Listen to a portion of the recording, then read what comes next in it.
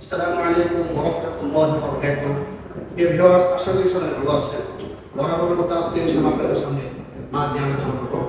চলো আমরা আজকে জেনে নিব মাদ্দে লাযিম কালমি মুখাফফাফ কাকে বলে।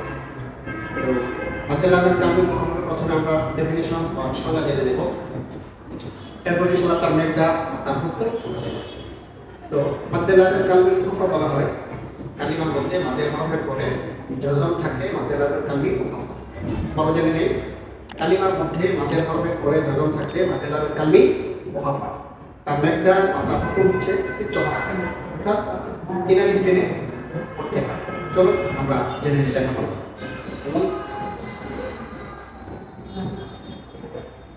আল আন আল আল আন, এই যে দেখতে পাচ্ছেন আল আনা কালিমা, আল আন শব্দটি কালিমা, একটি শব্দ কালিমা। কালিমার মধ্যে মাদের হরফের পরে জজম থাকে, মাদ্দে লাযিম কালমি মুখাফফাফ। যেমন এই যে মাদের হারাকাত, মাদের হরফ, এরপরে আপনার জজম আসছে, জন্য এটা মাদ্দে লাযিম কালমি মুখাফফাফ। তার হুকুম সিদ্ধ হারাকাত, অর্থাৎ তিন আলিফ টেনে পড়তে হয়। আশা করি সবাই ভালো লেগেছে। ভালো লাগলে চ্যানেলটি সাবস্ক্রাইব